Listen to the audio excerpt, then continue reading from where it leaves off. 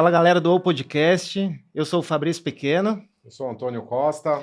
e a gente está aqui hoje para um episódio especial, diferenciado. A gente já fez isso uma outra vez e deu super certo, assim, a gente teve bastante feedback, bastante comentários e a gente voltou com alguns temas importantes que estão no mercado, que a gente tem ouvido, que a gente tem acompanhado de muita gente do nosso dia a dia, que são muito voltados à produtividade e performance de entregas em TI. Então hoje aqui a gente vai explorar muita coisa, espero que seja bom para todos nós aí e a gente possa aproveitar bastante. Bom, Antônio, tem um tema muito quente no mercado que se refere a como times de TI podem ser mais estratégicos e entregar mais e melhor. Como é que está a tua visão? Como é que está a tua rodagem sobre isso daí para a gente compartilhar? Eu acho que essa pergunta é a que a gente ouve praticamente todo dia, né, Fabrício? Todo dia a gente está conversando com empresas diferentes, sejam clientes nossas ou sejam empresas que a gente está conversando no mercado. Todo dia surge essa questão. Mas espera aí, eu tenho um budget reduzido, eu tenho uma escassez financeira, porém as demandas que vêm do negócio, elas tendem a aumentar, elas estão crescendo. Como eu consigo fazer mais coisas com menos recursos financeiros? Então, acho que essa é uma pergunta que a gente ouve de cada 10 conversas, 10 vezes vem, e geralmente a gente responde uma frase típica que, olha, depende, porque depende do seu cenário, a gente não pode colocar uma bala de prata que fala, olha, faz isso daqui que com certeza você vai fazer mais com menos. Mas pelas nossas pesquisas, pelas nossas andanças e o que a gente vê no mercado, tem alguns padrões. Existem padrões quando a gente está falando com os times de tecnologia de como eles podem fazer mais e gastando menos. Um ponto que me chama bem a atenção, que está ligado à conexão com o negócio. Porque muitas vezes a tecnologia ela acaba entrando muito tardiamente dentro do fluxo. Todo o negócio foi discutido, todas as hipóteses de negócio foram discutidas, e aí, de repente, eu preciso produzir features e eu passo lá para o cara da tecnologia para ele produzir. Totalmente desconectado do negócio, tende-se a você produzir coisas que você não precisaria estar produzindo. Né? Desde lá de trás a gente já vê que cerca de 40%, 50% do que é produzido não realmente gera impacto no negócio.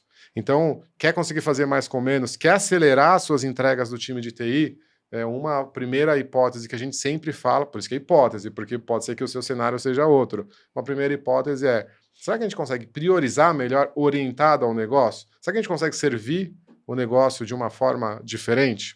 Legal, legal. É uma tendência, né, também isso, tem bastante estudo, além dos nossos estudos que dizem que é preciso fazer mais com menos.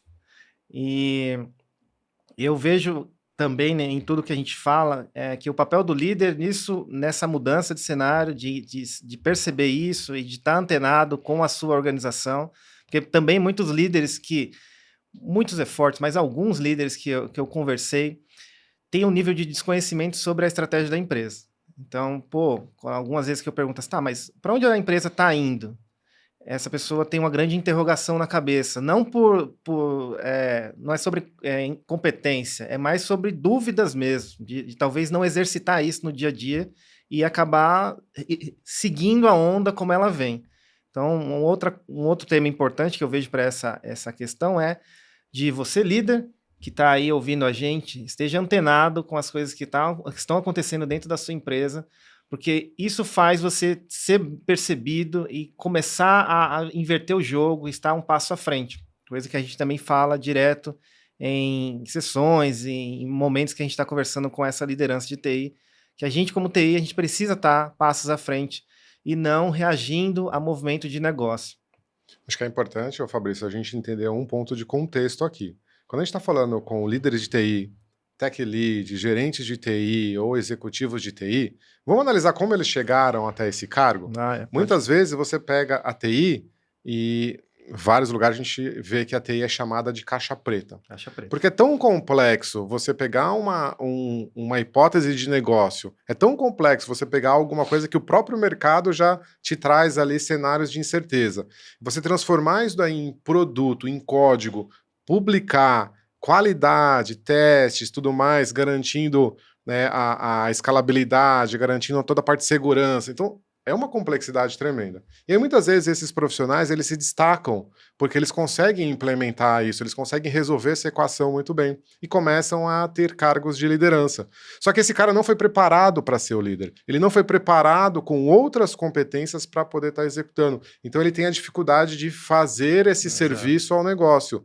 Por isso que, muitas vezes, as pessoas acabam chamando a gente para conversar, né? E aí, líder de TI, se quiser um bate-papo, um café, é o que a gente gosta de fazer, porque eles procuram pessoas, parceiros estratégicos que conseguem tirar ele desse cenário e falar, opa, peraí, dentro desse meu contexto, né, qual é o meu gargalo aqui? Será que está faltando uma competência de comunicar melhor com o negócio? Será que está faltando me vender melhor? Será que eu tenho um problema com a minha liderança? Será que eu tenho um problema de qualidade? Será que o meu problema é que eu não sei pedir budget? Será que o meu problema é porque as coisas estão vindo tanto e eu, cara, não consigo dormir à noite porque, né, a pressão é grande? Então, acho que o contexto de como esse líder chegou até aí e a falta de apoio que ele tem hoje, a falta de parceria estratégica. Muitas vezes a consultoria fala assim, eu sou seu parceiro estratégico, me dá mais vaga e eu aloco mais gente. É uma parceria um pouco desbalanceada. Né? É estratégico para quem, né? Estratégico para quem? Então, são coisas que a gente mesmo, já do outro lado, enquanto eu era gerente de tecnologia, enquanto eu estava ali na cadeira, eu falei assim, cara, será que não tem uma empresa aqui que pode me apoiar a fazer uma análise sistêmica, uma análise mais profunda sobre como eu posso alavancar, como eu posso ocupar melhor essa cadeira, como eu posso, nessa cadeira de gerente de TI, primeiro estabilizar, depois me destacar, conduzindo o meu time para o sucesso. É um desafio bem grande. Legal, né? Legal. E nessa tua linha, Antônio, me veio aqui na mente que muitas vezes esse líder que estava numa posição e às vezes foi o tempo passando, ele estando ali como especialista, ele acabou se tornando líder, ele tem alguns comportamentos ainda de desenvolvedor, do que ele fazia, do que ele gosta muito de fazer. E muitas vezes ele vira operacional, vira um líder que deveria estar navegando nas camadas estratégicas, tem o desejo de navegar nessas camadas, mas está resolvendo problemas lá da ponta, lá do micro, no dia a dia, porque tem algum desconforto com o seu liderado, que ele não está codando direito, peraí, deixa eu ver o teu código, deixa eu fazer aqui, deixa eu entrar no detalhe. É até uma pergunta que a gente... acaba voltando e não fazendo o papel estratégico. Te cortando, né? Mas é uma pergunta que a gente faz muito. Líder, você não tem tempo para ir para o estratégico, e aí por isso você fica no operacional, ou você fica no operacional porque é a tua zona de conforto? Isso. Se é a tua zona de conforto, você precisa de ajuda para conseguir navegar no estratégico e sair do operacional. Porque se você não executar a tua cadeira enquanto estratégico e tático, ninguém vai executar. Exato. Então, a gente tem uma listinha aqui de itens para a gente trazer, que foi até o nosso bate-papo dos últimos episódios, gerou de inputs para a gente. E um outro tema que até está conectado com isso que a gente está fazendo, é que a gente tem muito a fazer e pouco tempo. Como é que a gente pode priorizar e entregar mais com qualidade? Bom, acho que é um ponto que a gente também gosta de discutir, né, Fabrício? Como a gente consegue priorizar, quais as técnicas a gente pode utilizar? Porque muitas vezes quando a gente está falando sobre essa questão de priorização para entregar mais com qualidade, eu vejo muitos times falando de refinamento. Vamos refinar mais, vamos refinar melhor, vamos ir no detalhe do refinamento. E times que a gente já viveu, a gente teve experiências em times que eram times fora da curva, eram times que bem coesos, a gente viveu agilidade na prática, na veia, realmente mexendo o ponteiro do negócio, assim. E a gente percebia que ali não tinha essa discussão mas o PO não refinou para mim, o PO não me falou. É como se de um lado o PO tivesse que detalhar totalmente tudo e do outro lado tivesse apenas programadores que logo vão ser substituídos pela IA, porque não faz sentido, né? Você ter que detalhar tudo. E eles ágil, mas tem que estar escrito. Eles deveriam estar discutindo muito mais. Peraí, essa funcionalidade que você está me pedindo, como isso é importante para o negócio? E aí o refinamento ser muito mais de tentar encontrar alternativas técnicas e funcionais para fazer aquilo de uma melhor forma. E não poxa, olha, me explica tudo que eu tenho que fazer porque eu tenho que bater a minha data, porque eu tenho que entregar o meu código-fonte na data combinada. Então eu percebo que essa priorização não é só uma questão de técnica de priorização orientada ao negócio. Mas depois que a gente priorizou, como a gente, entre aspas, microprioriza, refinando e detalhando aquele escopo para que ele atinja o objetivo o mais rápido possível. Por isso a gente precisa de uma sinergia muito grande entre produtos e tecnologia. Exato, exato. E muitas vezes, de novo, não é a solução mágica, não é a fórmula pronta. Eu vejo muita gente defendendo um lado exclusivo, um método ou um tipo de refinamento que é salvador e que é mágico. E na maioria das vezes é sobre isso tudo que você trouxe aqui, de entender, de poder refinar um pouquinho mais aquilo que a gente acha que entendeu. Talvez a gente tenha entendido superficialmente, a gente só quer tirar pensando em vazão, pensando em distribuição. E será que isso vai ser realmente utilizado? Então, essa é uma super, um super ponto de reflexão. Eu vi um líder falando e eu achei muito interessante. Ele falou assim, vou te revelar agora, sabe qual a melhor técnica de refinamento? Sabe qual a melhor prática para a gente refinar? A gente não discutir sobre refinamento, a gente discutir sobre como a gente resolve o problema. Tira o foco da técnica do refinamento e começa a discutir como a gente, como equipe, de forma colaborativa, todo mundo dentro do mesmo barco. E que se esse barco afundar, todo mundo vai naufragar. E aí? Como a gente faz para fazer a entrega, o delivery? O refinamento faz parte. Se a gente está discutindo aqui, né, qual a melhor técnica de segurar um martelo e pregar o prego na mesa? Pô, gente, vamos discutir sobre construir a casa. E a mesa está caindo e a gente está com o teto furado. Né? Então, isso faz parte um pouco do quando a gente fala de Business Agility. Né? Acho que até mudando um pouquinho da pauta aqui, o Business Agility é um tema que muitas pessoas perguntam, não só as áreas de agilidade, que a gente também acaba atuando junto, mas as próprias executivos, gerentes de TI. E aí, como que o Business Agility, né, do que vive, do que se alimenta, quais são os hábitos do Business Agility e por que é importante o Business Agility nesse conceito todo? Legal. O Business Agility ainda tem muito campo.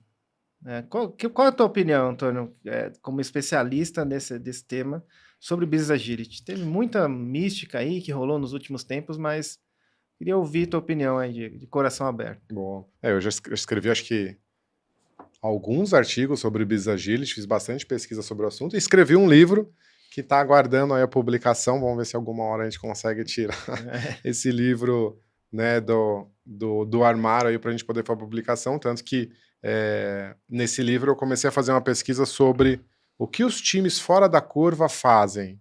Exatamente aquilo que foi feito lá no comecinho da agilidade. Né? Se a gente for pegar os primeiros estudos, eles começaram a pegar times que eram fora da curva e fizeram um caminho inverso. Né? Por que esse time é tão fora da curva? Porque ele tem uma série de características. Né? Ele tem uma série de competências, de configurações, a liderança se comporta de uma determinada forma, os profissionais têm uma determinada forma. Então, lá na década de 80, 90, eles fizeram isso, pegaram times fora da curva e fizeram um hackeamento. E eu comecei a fazer esse mesmo trabalho nos dias de hoje. Então, como é que a gente faz? A gente hackeia, decodifica esses times. E aí eu comecei a criar características sobre o Business Agility. Características sobre, primeiro, o Business Agility é a capacidade que o time tem de se adaptar para entregar resultados. A capacidade que qualquer time tem de mudar de direção, se adaptar para conseguir mexer o ponteiro do time, da tribo, da empresa, seja qual o ponteiro que for, em qual nível que está. Então, o seu time ele vai ter mais agilidade ao negócio, mais Business Agility, se ele conseguir se adaptar, achar caminhos alternativos para conseguir resolver o problema que impacta o negócio. Nesse contexto, e fazendo essa introdução aqui de hackear times, eu vejo alguns principais erros, né, ou alguns principais pontos de atenção. Disparado, se a gente fosse listar aqui disparado para mim, o principal problema está no time de agilidade, está no papel do Scrum Master, está no papel do Agile Master, quer chamar de Kanban Master, quer chamar de Parade Master, vamos chamar de o nome que quiser, gente, de Post-it Master, Master ao quadrado. Esse cara é passivo. Esse cara, né, essa vaga é reativo. É a pessoa que apenas vai marcar a reunião. É a pessoa que apenas vai perguntar se o Gira está atualizado. Não é comum, Fabrício. Eu ouço de você constantemente. De repente o executivo vem e coloca uma problemática para a gente. Olha, eu estou com um problema aqui, eu preciso entregar, né, essa migração aqui de um legado, de um lugar para o outro, eu preciso fazer esse negócio aqui. Vamos montar squad? Vamos montar... O executivo traz, né, já a solução. E a tua primeira pergunta é, você tem Scrum Master? Você tem um Master? Você tem o Blá Master da vida aí? Tem. Mas o que ele está fazendo da vida, meu Deus? Aonde que ele está? Que está deixando, né, problemas de qualidade na entrega, que está deixando brigas entre tecnologia e produtos, que não tem uma métrica de produtividade, que não tem uma técnica para você dizer qual é a causa raiz, que não tem uma hipótese sobre gargalo. O que essa pessoa está fazendo? Então, disparado para o time atingir o Business Agility, para mim o principal problema hoje é o próprio time de agilidade. É claro que eu estou generalizando, Sim, então sim. não levem ao pé da letra, mas é onde eu apostaria muito para esse time subir a maturidade e fazer a empresa subir a maturidade como um todo. Legal. Você me lembrou um tema, Antônio, que eu converso com muitas pessoas de agilidade e eu vejo e eu ouço que muitas vezes o critério de sucesso dessas pessoas são, não, eu cuido de 10 times. Não, eu estou cuidando de não sei quantos times. Não, eu faço não sei quantas coisas. E poucas vezes eu vejo um sucesso do tipo, o time que eu estou em um time e a gente teve as metas batidas, a gente conseguiu converter, a gente conseguiu ter uma vazão boa, a gente consegue engajar o time, o meu time é reconhecido pela empresa, tá ganhando prestígio, tá recebendo aquilo que compatível com as entregas que eles estão fazendo, entende sobre o investimento, entende sobre o retorno do investimento que é feito nele. Muito poucas vezes eu vejo as pessoas falarem isso. A métrica de sucesso de agilidade, e aí não estou generalizando também, eu cuido de 10 times. Falo, caramba, que legal. Parabéns, gente. Tem mais o que se fazer aí em cima disso. Tem alguma empresa que você entende que está aplicando isso? Como é que está isso na tua visão, Antônio? A gente pode falar nomes aqui ou tem que ser esse codinomes? Acho que é bom codinome. É bom codinome, é bom Não sei codinome. como é que tá os nossos NDAs dentro dos nossos contratos aí, mas tem algumas sim, algumas que a gente vem apoiando há alguns anos, e eu acho que elas acabam se destacando. Posso estar fazendo um jabazinho aqui, mas como eu já fui trainer, trabalhei diretamente com o Ken Schwaber, já sou apaixonado por isso, sobre como a gente faz times entregarem mais e melhor, né, que é o tema da agilidade, né, essa mudança de direção. Eu vejo que algumas, e para mim, tem alguns, vou citar aqui talvez algumas características que esses times realmente se destacam para conseguir ter essa configuração melhor. E uma delas, para mim, é governança ou governabilidade. Poxa, Antônio, você é o cara de agilidade, tá falando de governança. Isso é Sim, gente. polêmico. Você não vai governar? Você vai entrar num carro e vai deixar um carro desgovernado? Não faz o menor sentido. Você precisa governar. Só que uma coisa é você governar isso com o paradigma tradicional. O que você governa com o paradigma tradicional? Já vou definir todos os passos, todos os planos, tudo tintim por tintim, bato, executo daquilo e pronto. Ganhamos o jogo, ganhamos a guerra, acabou. E você tem como governar com um paradigma digital, governar com um paradigma mais ágil, que é, eu tenho um local onde eu quero chegar, eu tenho um objetivo, um desejo, uma meta, aí o pessoal vai, vamos falar de OKR, não sei se quer ser OKR, se quer ser qualquer outra técnica, não importa, mas definir aonde você quer chegar, como a gente governa, como a gente vai quebrando esse problema, esse caminho em pedaços menores, e a gente vai monitorando se a gente está chegando lá ou não. Toda a questão de agilidade é pautada em PDCA. Você planeja, executa, checa e toma ações de melhoria em ciclos curtos. Você trabalhar de maneira empírica, de maneira interativa e incremental. Governar é importante para você conseguir fazer os seus ajustes, para você conseguir mudar a direção, para você conseguir aprender o que está dando certo e o que está dando errado.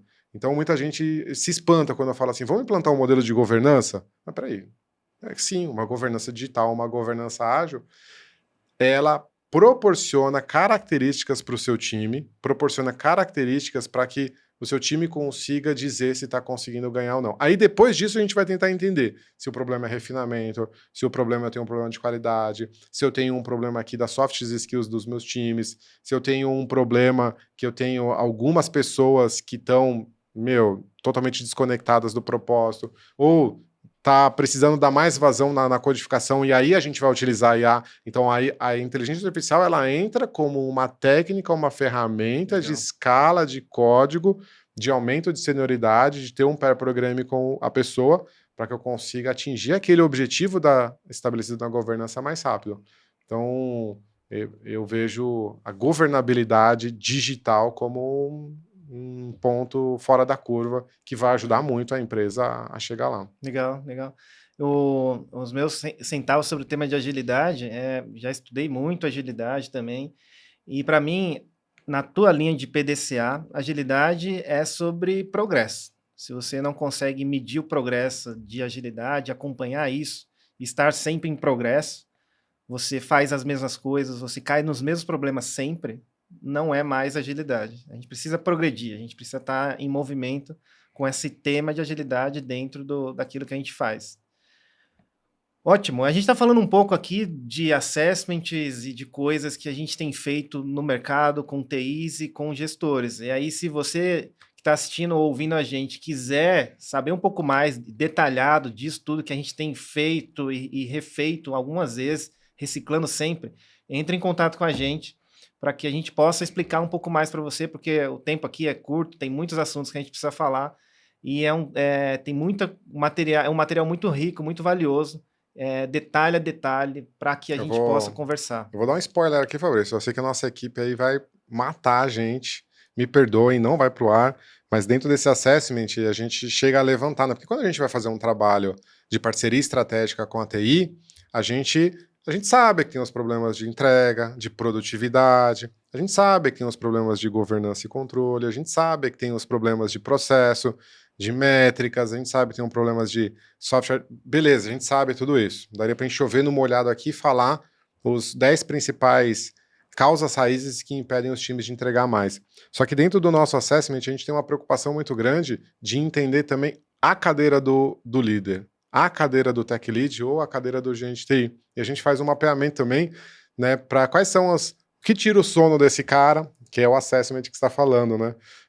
Alguns que vêm aqui, até pegando aqui o nosso último research que a gente fez, um deles é como que ele se torna o melhor líder de TI. Esse foi uma das que surgiu bastante, né? Como que eu melhoro nas minhas capacidades de liderança de TI, não me matem a equipe, e eu vou falar aqui mais um outro. Pode ser só mais um, né? Pode.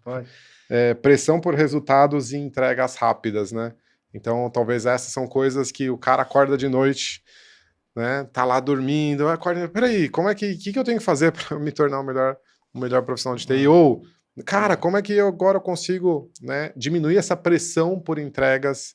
Porque toda hora a data tá definida, toda hora tem deadline, aí você tem algumas reuniões que você tem que ir lá apresentar o porquê que não bateu a data.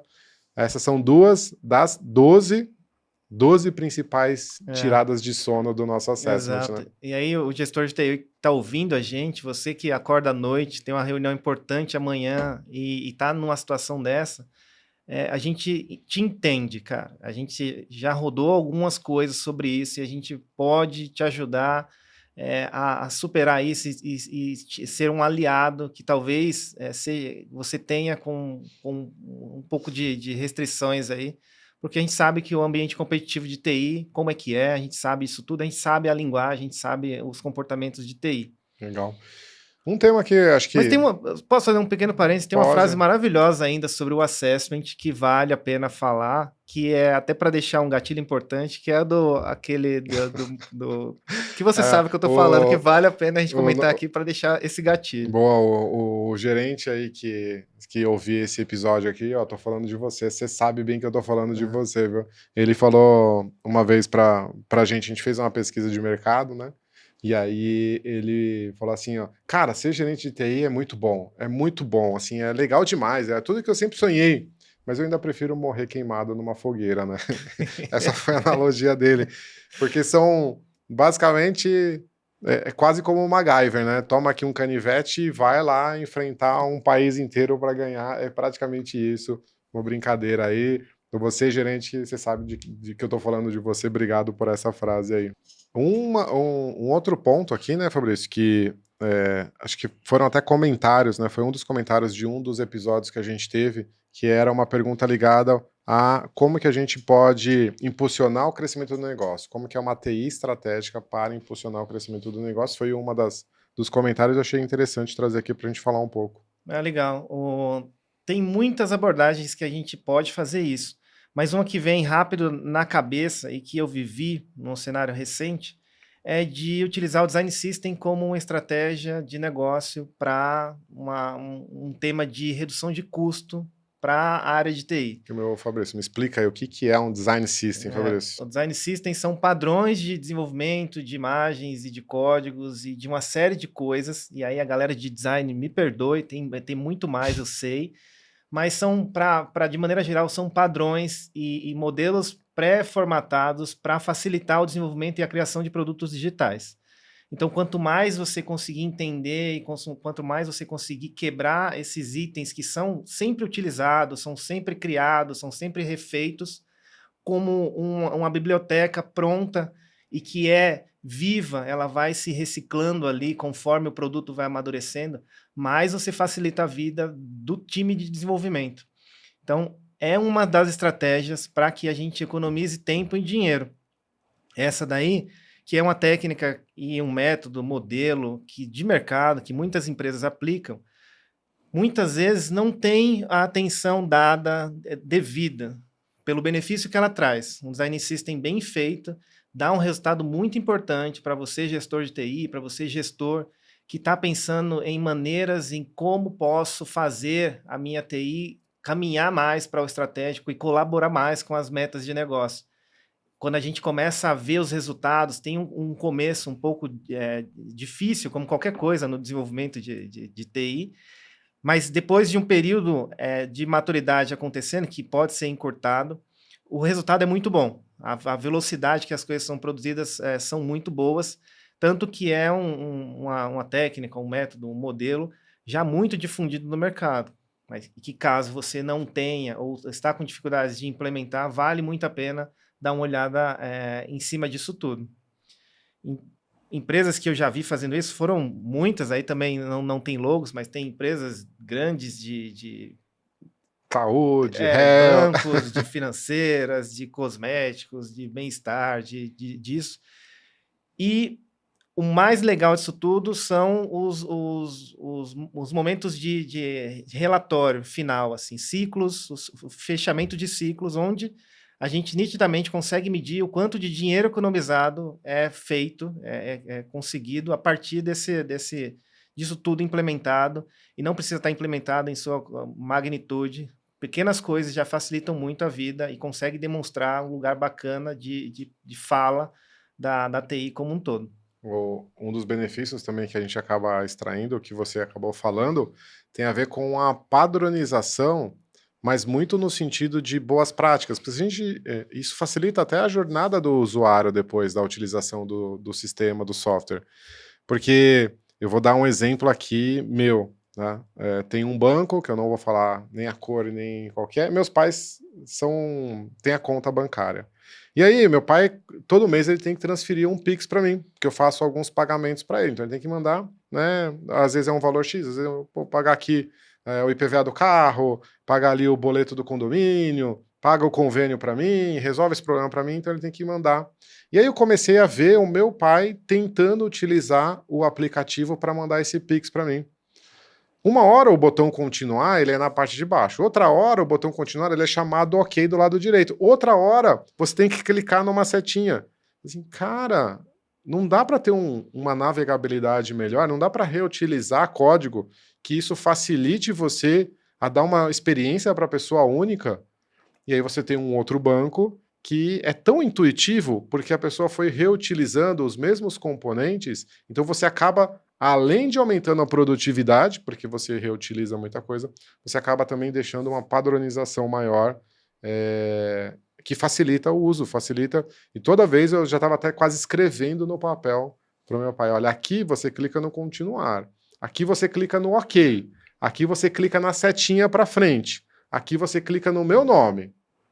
São 4 formas de avançar na jornada.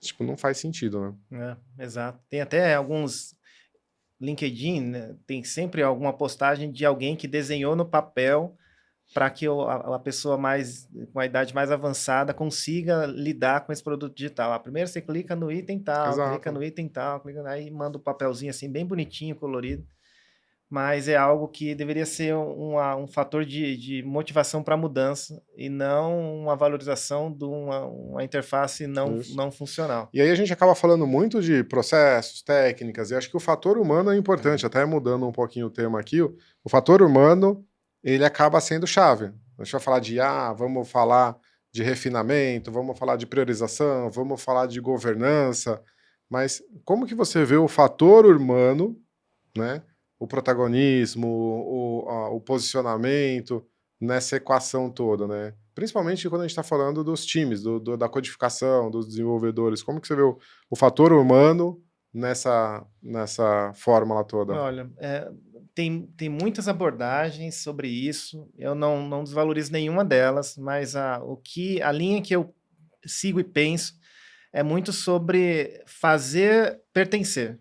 Então, porque na medida que você consegue fazer o time pertencer à equipe, às pessoas que você lidera, aquilo, o cenário muda completamente. Então, tem a fala de ser o microempreendedor, intraempreendedor, ser dono daquilo que faz. Isso daí são frases bonitinhas de mercado para você fazer aquela tua galera pertencer àquele desafio, entender aquele desafio, fazer com que esse desafio faça sentido para essas pessoas. Porque muitas vezes a galera está ali só por estar, e talvez não seja o momento dela de estar ali. Não é sobre ela ser boa ou ruim. Eu acredito muito em momentos, assim. Eu prefiro muito mais de que alguém esteja durante 6 meses no meu time, dando o máximo, e depois saia, vá para um outro lugar onde ela consiga performar bem, do que alguém que vai ficar um período maior comigo naquela zona neutra. Se tiver algo para fazer, eu faço. Se não tiver algo para fazer, eu também não faço e fico ali. Se perguntar para ele, tá, você usa esse negócio que você está desenvolvendo, que você desenvolve, a pessoa não usa. Então, assim, poxa, gente, é complexo, acho que tem maneiras de lidar com isso, mas acho que é o jogo a ser jogado pela liderança. É o grande desafio que a liderança tem, é de conseguir engajar e encontrar maneiras de fazer isso, porque cenário a cenário muda sempre o todo, assim, dessa maneira que eu enxergo.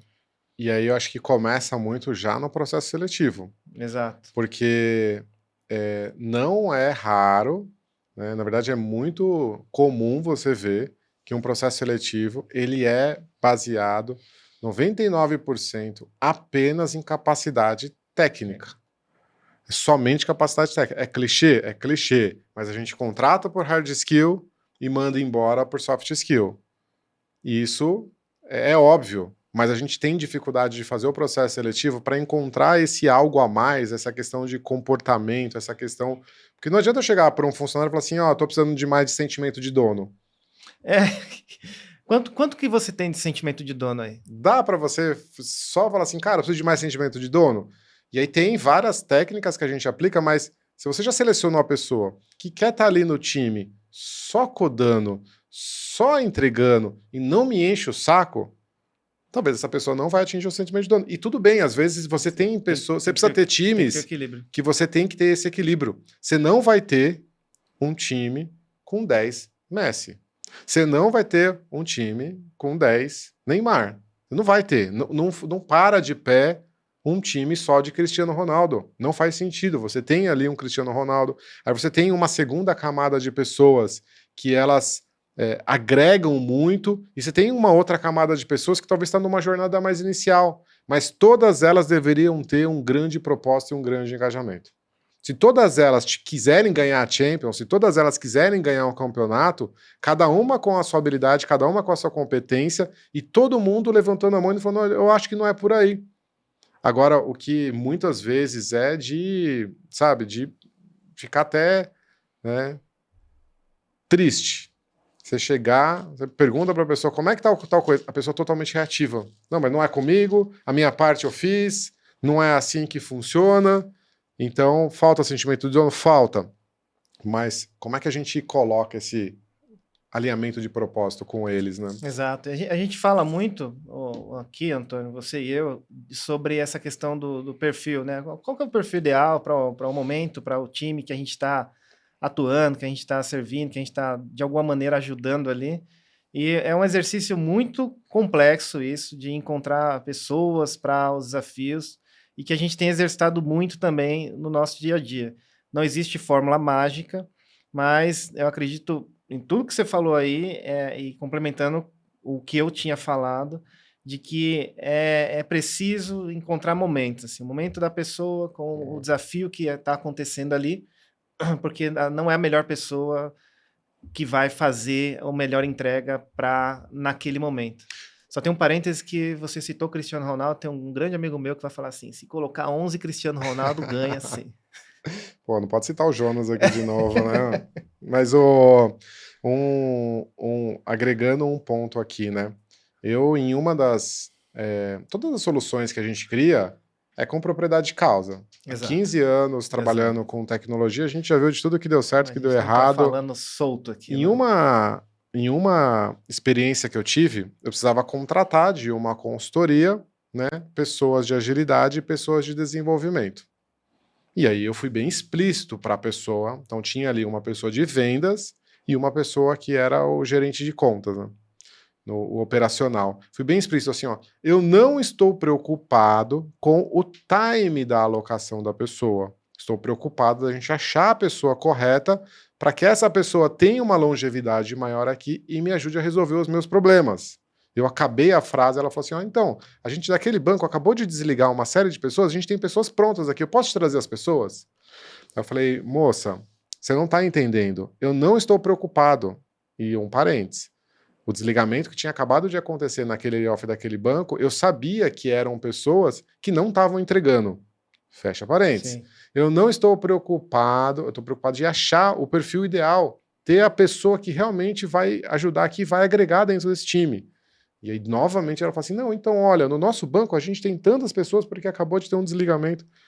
Eu falei pela terceira vez, você não está entendendo, eu não estou querendo isso. Então, as consultorias, muitas vezes, têm um discurso padrão, pronto, repetitivo, papagaio ágil, literalmente, aonde você vai falar, olha, eu tenho as pessoas que eu te trago em tanto tempo, né, pego a minha margem e esqueço a pessoa aí, o famoso body shop.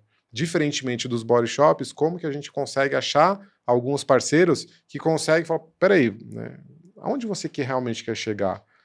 Dentro desse time, qual é o contexto dele? Quais são as principais soft skills que a gente tem que para quem que ele vai reportar? O que é esse líder que vai reportar para ele? O que ele realmente está buscando? Qual é o perfil de liderança dele?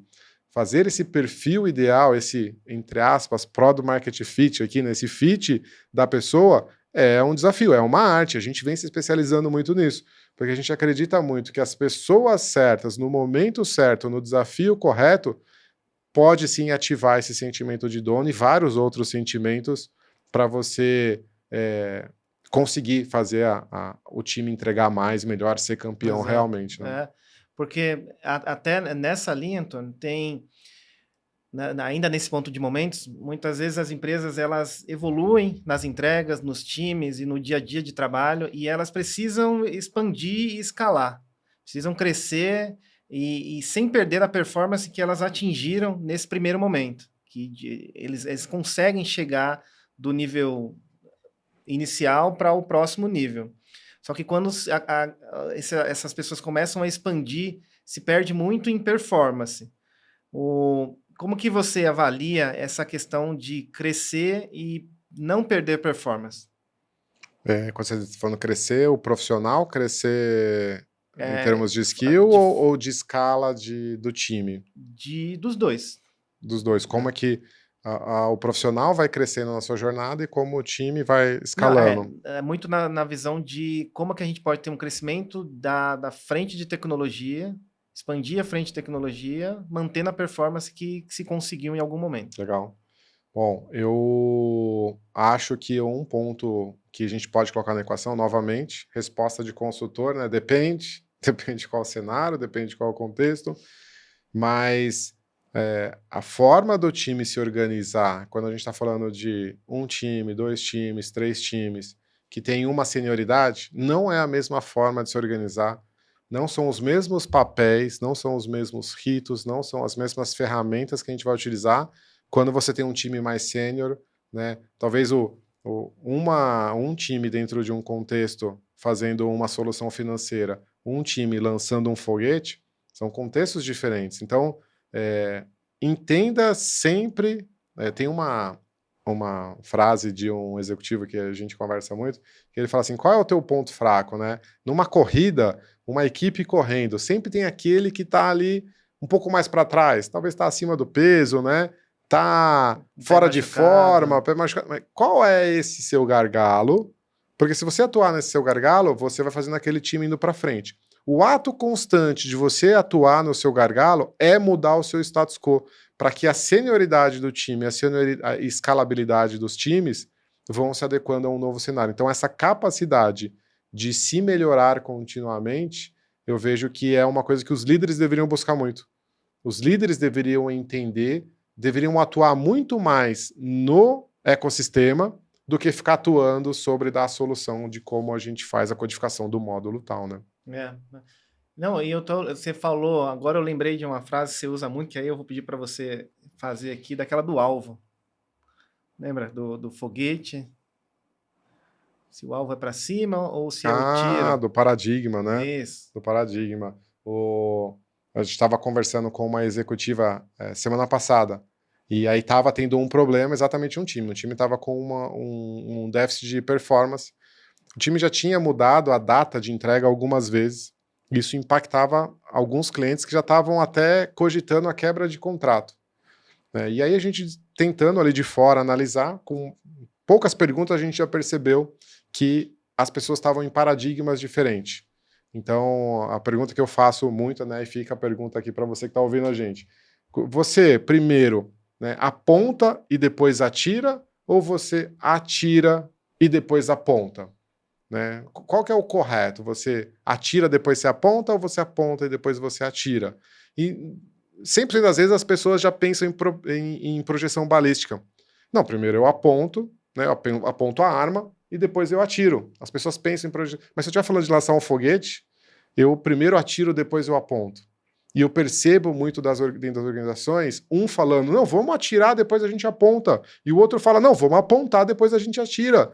E eles estão falando coisas diferentes do mesmo cenário, porque eles estão com paradigmas diferentes, com mentalidades diferentes.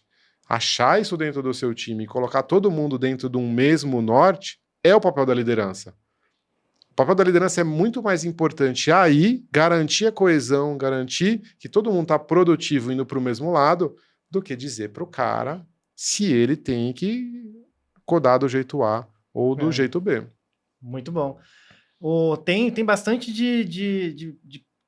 dos profissionais terem profundidade daquilo que eles estão falando, né?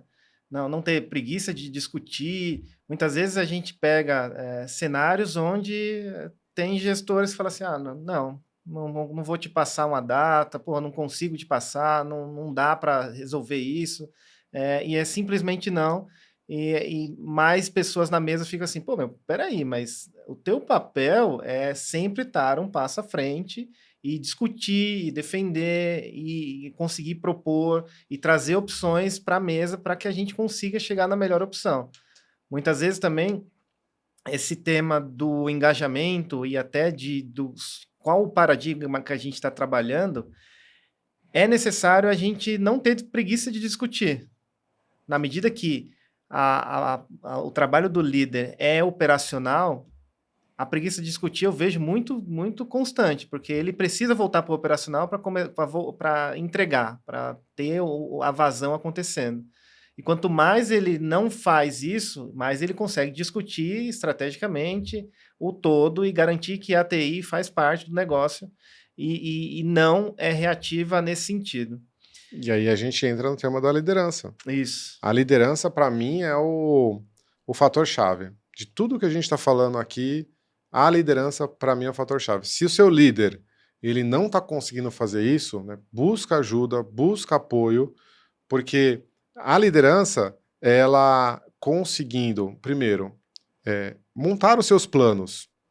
Montar um plano, olha, você está fazendo uma solicitação para mim, tudo bem, você dá com a minha equipe, vou montar um plano, vou te dividir um plano em 5 etapas, em 4 etapas, em 3 etapas, eu tenho um plano de como eu vou chegar lá. 2, não é um plano de tarefas. Não é um Não é plano de um tarefa. plano de a tarefa que eu vou executar, é um plano no nível tático.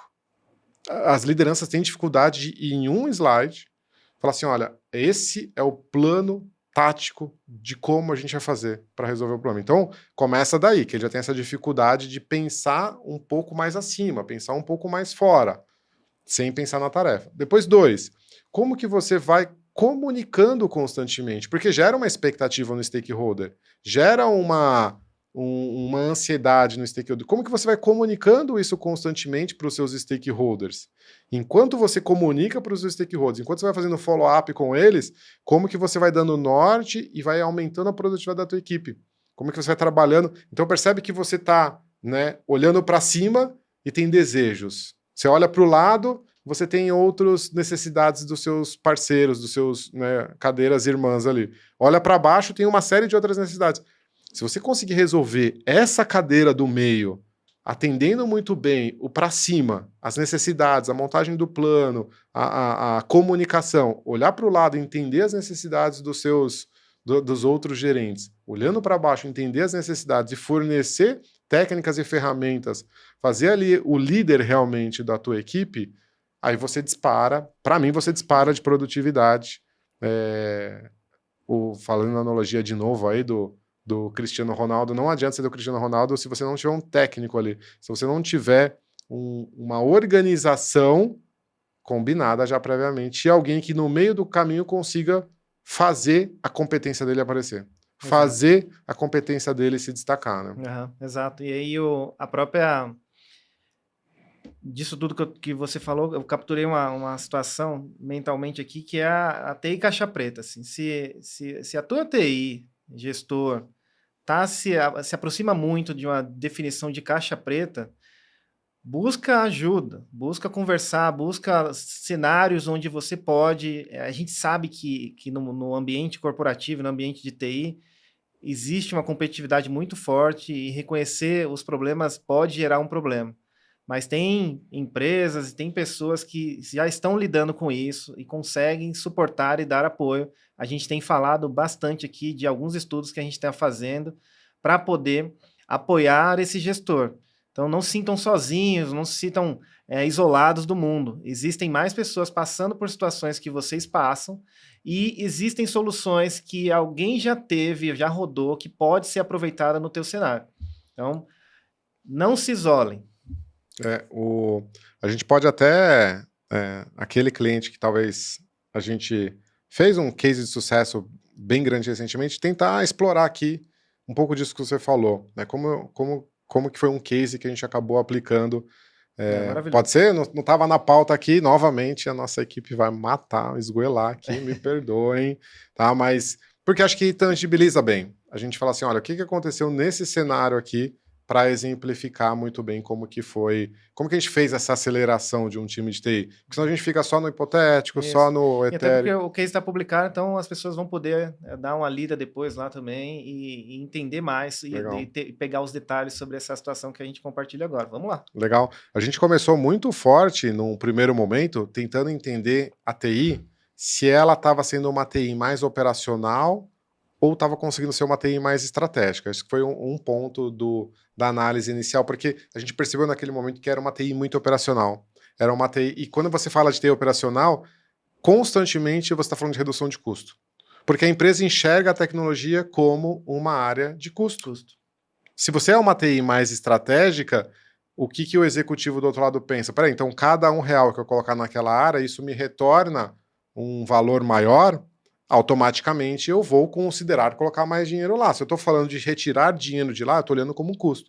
Então esse foi um pano de fundo importante que a gente encontrou dentro desse cenário. Como que a gente aumenta esse protagonismo da TI, esse ponto, né, essa visão estratégica. Aí a gente começou a fazer as perguntas básicas, e nem é uma coisa, nossa, vamos fazer um assessment que vai levar 20 dias, conversar com 30 Vai pessoas. custar alguns milhões. A gente já conversa tanto com as pessoas que a gente já faz as perguntas típicas, não passa de 10 perguntas que a gente acaba fazendo, onde a gente começa a achar quais são os principais gargalos, né?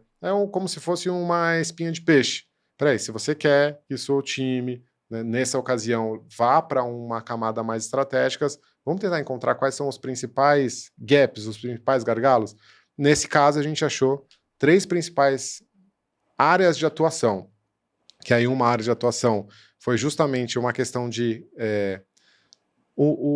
a organização do time, né, o design organizacional, porque as pessoas estavam desenhadas em um modelo, estavam organizadas em um modelo que não era o modelo mais ótimo. Não era um modelo onde você conseguia juntar times de componentes, times de feature, todos eles orientados para uma meta de negócio.